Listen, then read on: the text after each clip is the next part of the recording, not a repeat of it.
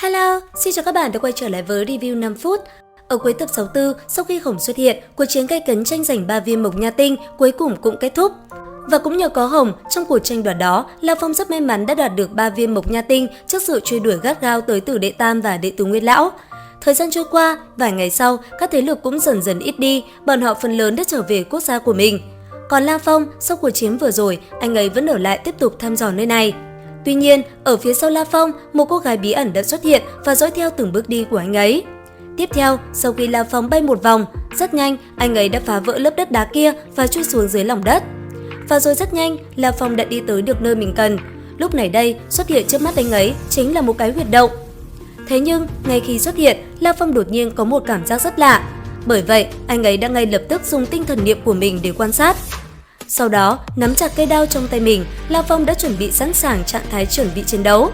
Và quả nhiên, La Phong đã đúng, ngay khi La Phong còn đang cẩn thận quan sát nơi này, thì ở phía xa, một thanh phi đao với tốc độ kinh khủng đã lao tới người anh ấy.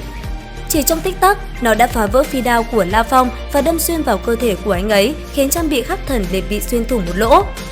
Chứng kiến việc xảy ra chỉ trong chóng vánh, La Phong cũng cảm thấy sợ hãi vô cùng. Nhanh chóng cầm thanh phi đao kia và sử dụng thử, La Phong cảm nhận được sức mạnh của nó quả thực ghê người. Thậm chí, nó còn có thể uy hiếp tới tính mạng của Hồng và Lôi Thần một cách dễ dàng nữa. Nhanh chóng cất nó đi, La Phong liền chậm rãi tiếp tục di chuyển để tìm hiểu nơi này.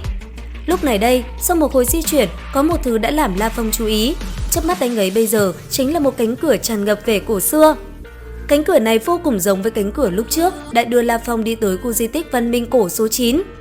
Cẩn thận quan sát một chút, cuối cùng La Phong liền dùng tinh thần niệm lực của mình thẩm thấu vào bên trong cánh cửa kia. Nhất thời, hành động đó của La Phong đã vô tình làm cánh cửa kia mở ra. Bởi vậy, cậu ấy cũng nhanh chóng đi vào bên trong. Thế nhưng, ngay khi La Phong bước vào, đột nhiên nơi đây như sáng bừng lên. Ở nơi đó xuất hiện hàng trăm viên mộc nha tinh đang phát sáng cùng lúc. Điều này khiến La Phong kinh ngạc vô cùng. Và không chậm trễ, sau khi quan sát thấy mọi thứ an toàn, La Phong cũng liền tiến tới và lấy đi toàn bộ 289 viên mộc nha tinh ở nơi này. Tiếp theo, La Phong lại tiếp tục di chuyển về phía trước. Lúc này đây, bước từng bước trên những bậc thang, chậm rãi men theo lối vào, La Phong vô cùng cẩn thận quan sát từng chút một. Khi đi tới cuối thông đạo, xuất hiện trước mắt La Phong giờ đây là một khoảng không bao la rộng lớn. Ở trung tâm của nó dường như có một thứ gì đó vô cùng kinh người. Cẩn thận quan sát, La Phong nhanh chóng rút đao sau lưng mình ra và bước từng bước một. Tuy vậy, đang trong lúc La Phong chậm rãi di chuyển, một tiếng gọi đột nhiên xuất hiện đã làm anh ấy hoảng hốt.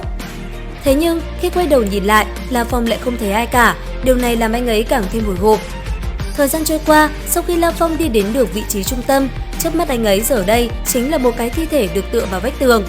Khi nhìn vào cái thi thể đó, La Phong có cảm giác rất lạ. Cậu ấy phát hiện đây chính là nền văn minh ngoài hành tinh mà chưa ai phát hiện ra. Thật không biết nó đã ngủ quên trên trái đất bao nhiêu năm rồi. Tuy nhiên, ngay khi còn đang suy nghĩ, một âm thanh sau lưng gọi tên cậu ấy đã làm La Phong thức tỉnh.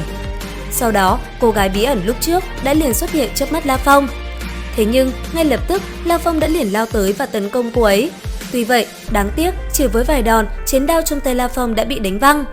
Sau đó, cô gái kia đột nhiên lùi lại, chiến đao trong tay cô ấy cũng liền cắm thẳng xuống mặt đất. Lúc này, La Phong cảm thấy sợ hãi, phi đao trong tay cũng ngay lập tức xuất hiện bao quanh cơ thể anh ấy. Bây giờ, La Phong đã tiến vào trạng thái phòng thủ. Thế nhưng, đáp lại hành động sợ hãi đó của La Phong, cô gái kia lại đột nhiên cười lớn. Sau đó, hệ búng tay vào cây đao trong tay, cô gái kia nói với La Phong, nhân loại thực sự thấp kém, cô ấy đã chờ 5 vạn năm rồi mới tìm được người thích hợp. Ngay tới đây, La Phong có chút giật mình, và sau một buổi trò chuyện, cô gái kia đột nhiên nói với La Phong đi cùng cô ta tới bái kiến chủ nhân. Đến đây thì hết tập 65 Thôn Vệ Tinh Không. Xin chào và hẹn gặp lại các bạn ở những video tiếp theo.